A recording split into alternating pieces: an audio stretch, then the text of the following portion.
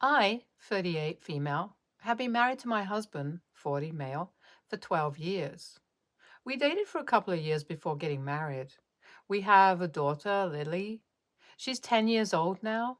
Apart from a few minor bumps here and there, we have had a happy marriage. Lily's arrival has only added to that happiness. My husband and I are a working couple. At times, our work shifts get overlapped and it becomes impossible for either of us to be at home to supervise Lily. When that happens, I leave her at my parents' house. Though my mother-in-law's place is much closer to our house than my parents' place, I don't leave Lily at her place because I find her house unsafe for children. First thing, her husband is an alcoholic. He has a job but never leaves the house. He talks trash when he's drunk. I have witnessed him doing this a few times. When Lily was 1 year old, we decided to celebrate her first Christmas together with my husband's family. Dinner ended peacefully and we all went to sleep. But at night, Lily started crying abruptly. Hearing her cry, my drunk stepfather-in-law started swearing at Lily for not letting him sleep. He called her names that would traumatize any adult for life. We didn't even stay for breakfast and left first thing in the morning.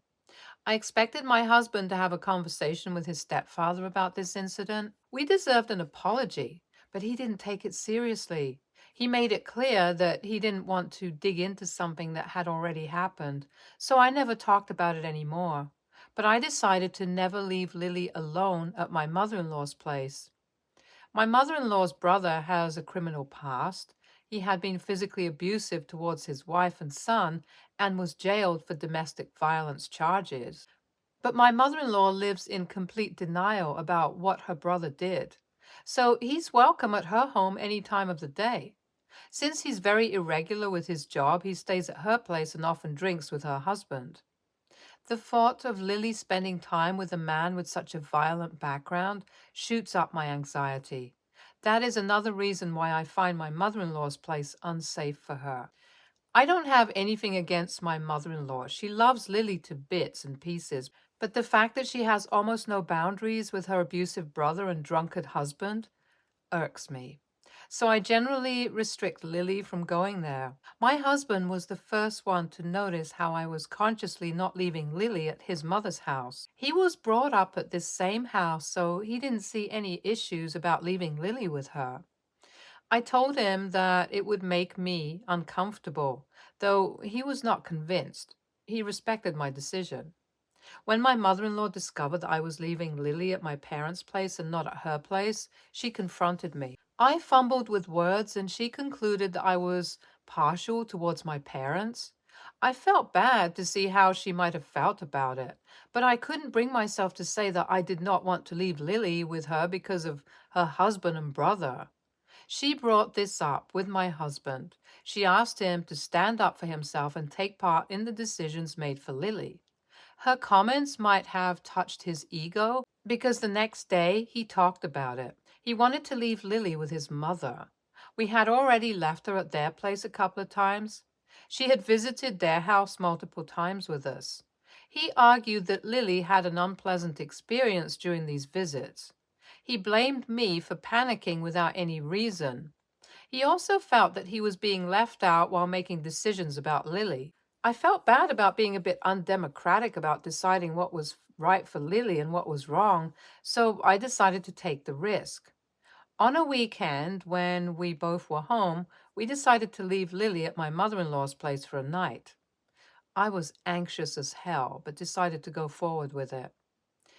Lily came back the next day. She looked all right, so I guess the stayover was just fine. I went to her bedroom at night to ask her about the stayover. She is a good narrator. So she narrated in detail every minute of the day she spent at my mother-in-law's. It was mostly a very happy account, but an incident that she told left me deeply disturbed. As I have already said, my husband's stepfather drinks every day. He drinks openly in the living room. The case was not different while Lily was there. Lily was sitting near him on the sofa with her coloring book. As he went on with his drinking, he asked her if she knew what booze tasted like. She said she didn't. Upon hearing this, he poured 2 drops of whatever he was drinking into a cap and gave it to her. She tasted it and they both laughed about it. Nothing happened after that, but I felt very angry about it. This was inappropriate. I had already taught her about safety. I went over that again with her before taking this up with my husband. I talked about it to my husband, but he found it funny and even told me that this was how he first tasted booze as well. I told him that I decided to not send Lily there ever again. Since he saw how angry I was, he did not object. This was a couple of months after her 9th birthday. Throughout that year, my mother-in-law had tried to get Lily again at her home, but whenever there was a need to take care of Lily, I took her to my parents' place. We decided to make Lily's 10th birthday a bit extravagant. We usually have a small party with immediate family and a few of Lily's friends, but this time we decided to host a bigger party. Our family, neighbors, friends, and Lily's friends were invited. The party was my brainchild, but my husband actively took part in the planning and execution. I was hesitant to invite my mother-in-law's husband to the party because of his drinking problem. When I talked about this to my husband, he suggested making the whole party alcohol-free. Since there would be many children at the party, going alcohol-free was ideal. But my mother-in-law was furious when we informed her that the party would be alcohol-less. She said she wouldn't be coming if drinking was not allowed. She felt like the no alcohol part was targeted at her husband, but we did not budge. My mother-in-law and parents arrived a few hours early for the party. My mother-in-law came without her husband. Her husband might have taken the no alcohol part personally. While we were busy with decorations and arrangements, I could see that they were talking to each other. After chatting with my parents, my mother-in-law walked towards my husband. She took him to a corner and had a private conversation. I looked at them for a while, but I couldn't make out what was going on, and so got on with my decoration work. When my husband returned, I noticed that his cheeks were red. That happens when he's disturbed about something. He was hesitant to open up to me. I just wanted to know if their conversation had anything to do with me not leaving Lily with my mother-in-law. He said yes. After a while, when we got time, my husband gave me the details. My parents were not aware of the drama between me and my mother-in-law, so while they were talking, they informed her that Lily was with them for the last 2 weekends. My mother-in-law got pissed when she learned about this. Her anger was directed at me. I couldn't forgive her this time. This time, my mother-in-law had come to my daughter's birthday party and spoiled my husband's mood altogether. I had to do something about it. That's when I remembered Lily's speech. I had already talked to Lily about why I felt it was unsafe for her to hang out at my mother-in-law's place. She understood the consequences. When I asked her if it was okay to re-edit the speech that I had prepared for her birthday, she agreed. In the speech, I added an anecdote that showed how an unhappy childhood creates an unhappy adult. The story was about a boy who lived with his grandparents. His grandfather was an alcoholic who secretly made the boy taste the alcohol a few times. This lures the boy into stealing one of his grandfather's bottles. He finally gets addicted to alcohol during his school age. His grandparents allowed people with a history of violence into their homes. This led to a few incidents in which the boy got physically hurt. In the end, he grows up to be a horrible person. The story ended with the moral that each child gets shaped by the environment in which they are growing up. Lily added that she felt lucky to have us as her parents. She improvised that last part, which made both me and my husband very happy. In the middle of her speech, my mother-in-law hurled the gift she had brought for Lily at me and left the party. She has since then been unavailable on the phone. My husband is angry at me for being specific with details in the story. Most people understood that the story was a dig at my mother-in-law. My parents are not on my side. They're accusing me of insulting my husband's upbringing. Am I the a-hole for letting my mother-in-law know that her house is not safe for my daughter? Update 1. Mother-in-law called my husband. Her first command to him was to man up and divorce me.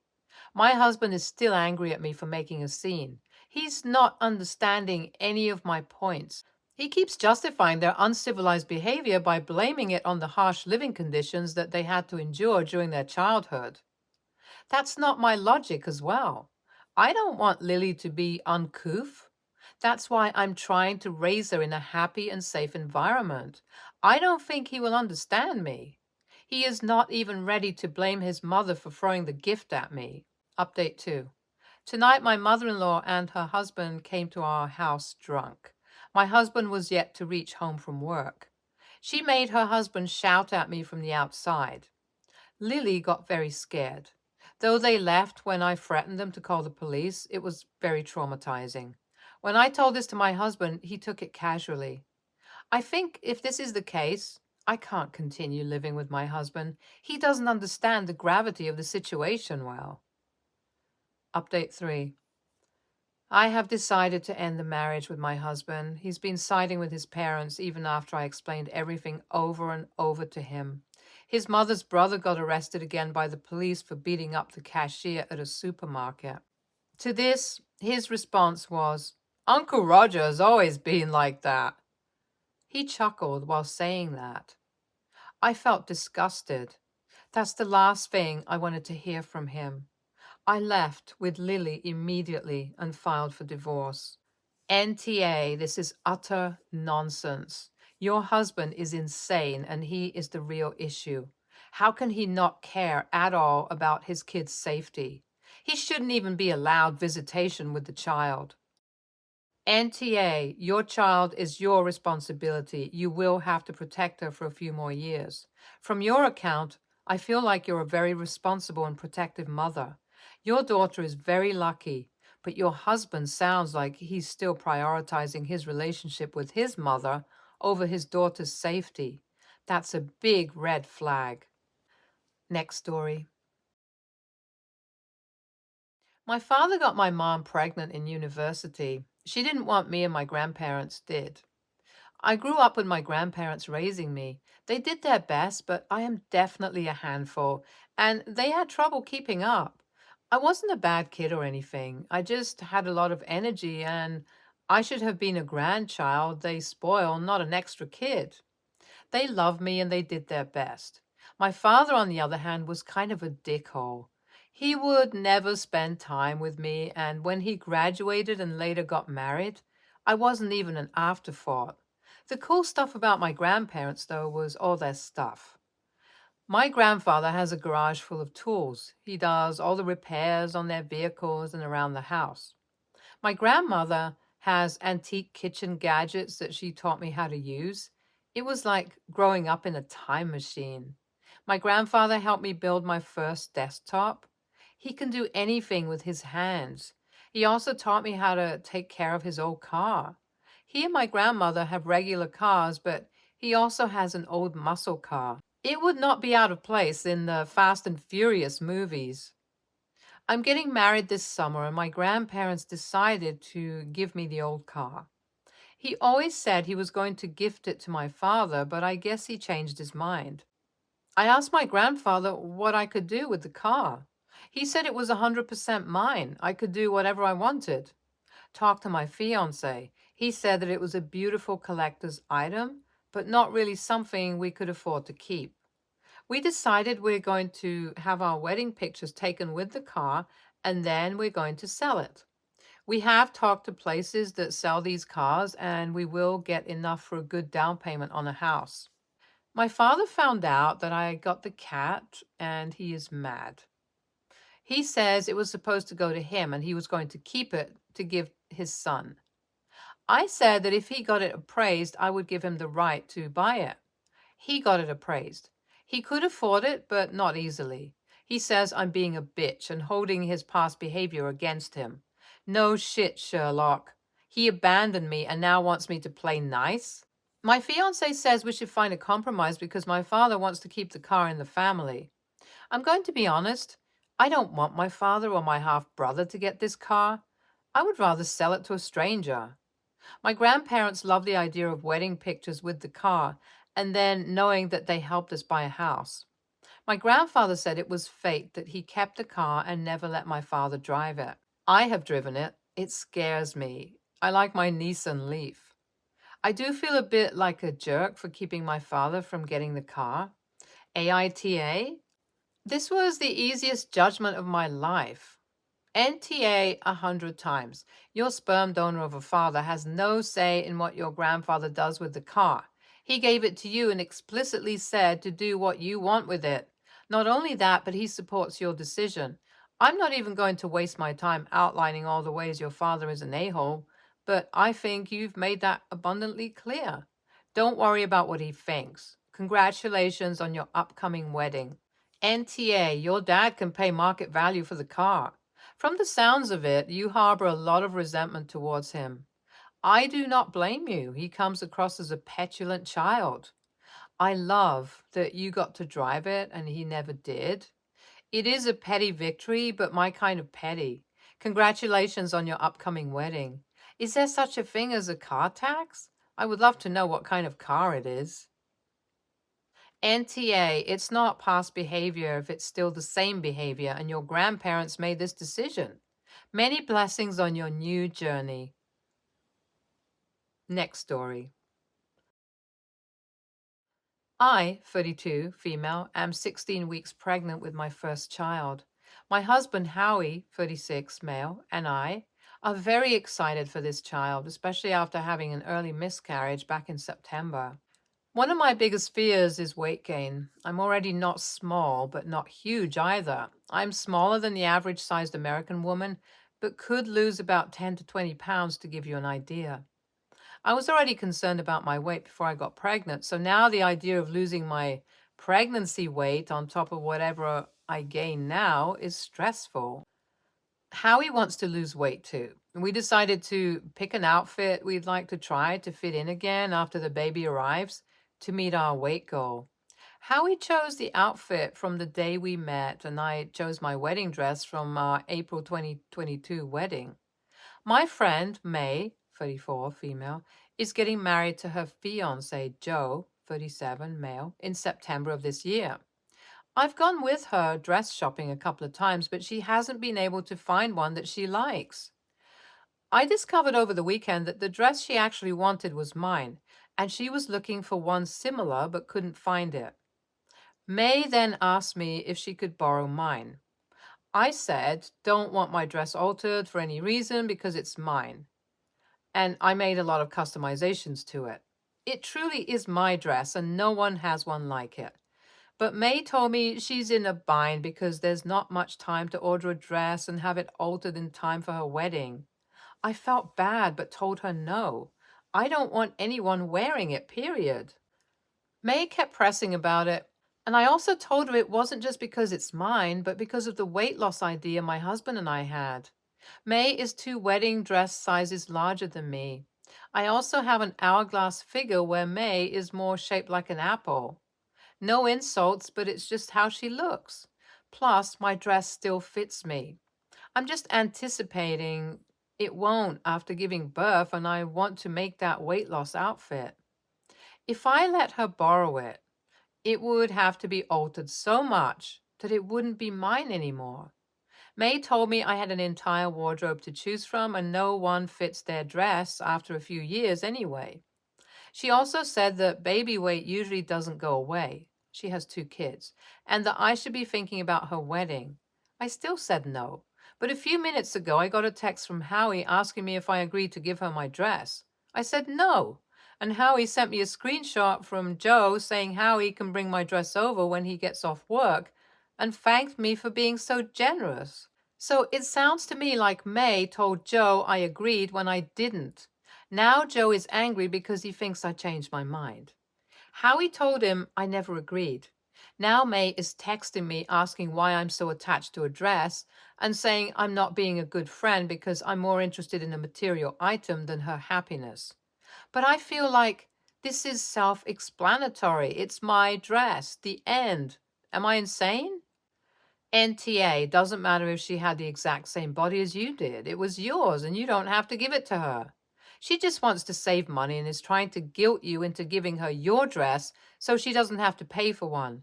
Even if it were a $10 Target shirt she wanted to borrow, you don't have to say yes. And she's trying to manipulate you and your husband.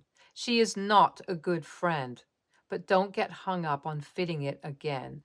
NTA, she asked, you answered. The weight loss or being able to fit after having the baby is irrelevant. It's your freaking wedding dress. Her lying to her fiance about it in this manner would make me cut her off. Also, why is he asking your husband to bring it over? It's your dress. Why not talk to you about it? Next story. I had a major fight with my wife a few hours ago, and I strongly think I'm in the right. But she is so angry, I almost feel like I'm the crazy one. I'll provide context. I married my wife 3 years ago, but we have been together 6. One important thing to note is she's extremely clean. I regret not moving in together until we married because while I knew she was clean, I didn't know the full extent. Let this be a lesson to live with your partner before marriage. She is the reason why our house looks like a model home. She hates dishes in the sink while I'm content to let them sit for a couple of days. She spends her off days scrubbing bathrooms because in her mind, they should be cleaned weekly. She doesn't let me bring my shoes inside and insists I shower immediately when I get home before laying in bed. There are a million more things, but hopefully you have an idea. This didn't start hurting our marriage until we had kids. We have a 2-year-old and a 1-year-old. I'm a stay-at-home dad. I left work when our youngest was born, and that is when our disagreement on how clean the home needs to be started to get bad.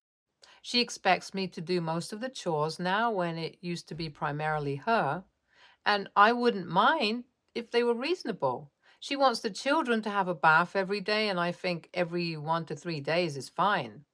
She wants all of their toys put away by the end of the day, and I think there is no point when it will be a mess again. She wants the dishes done daily. She wants all house bedding washed weekly. She wants me to vacuum weekly. She wants me to mop every 3 to 4 days, since in her logic, the kids spend a lot of time playing on the floor. They will not be hurt or sick if I mop every 2 weeks. Because I don't play along with most of her demands, she ends up being the one to do most of the housework when she gets home or on her rare days off. She works 40 to 80 hours a week, so it is a lot, but she does it to herself. I feel I do what is reasonable. This all built up today. She got home and saw I hadn't yet washed the dishes, and there was still grease, food in some of the pans and on the countertop. Also, I hadn't yet brought in the trash cans from the previous 2 days when they were emptied. She flew off the handle, calling me lazy and a slob. She said she would like for me to return to work since in her eyes I'm doing a poor job, and use the money to hire a weekly housekeeper and a nanny who wouldn't leave the kids in PJs all day. I got pissed and told her she's crazy and she works herself up over small things, and I will not be leaving my kids with a stranger. She packed a bag for herself and our babies and to her mom's house. I'm furious. Am I the a-hole? Edit. So I'm the a-hole. The common belief is I need to help more around the house. I'll see what I can do and apologize to my wife. Thanks. Every single thing you listed as her cleanliness standards is very reasonable in my book. They are the same standards I have in my home. If I had children, they would likely be stricter, since kids touch everything, put stuff in their mouths, roll around on the floor, etc. In my book, I would consider you a slob. Right now, your wife is coming home to a place where she doesn't feel comfortable living in. Regardless of how you feel about cleanliness, she isn't comfortable in her own home. That, in my opinion, supersedes your disagreement about cleanliness standards. Think of how you would feel in her place. From what I'm reading here, you're a stay-at-home dad and you're not keeping up your end of the bargain. If you don't think you should clean that often, then she's right. You should go back to work and hire someone to help keep your house clean. YTA. Your bar for cleanliness is so low it may very well be subterranean. Dishes in the sink for days? Grease, food stains all over the kitchen, and cleaning the floors every 2 weeks? You'd soon be spending your days entertaining some tiny little beings, and I do not mean your children. YTA. Stay tuned for more stories from our girl relationships.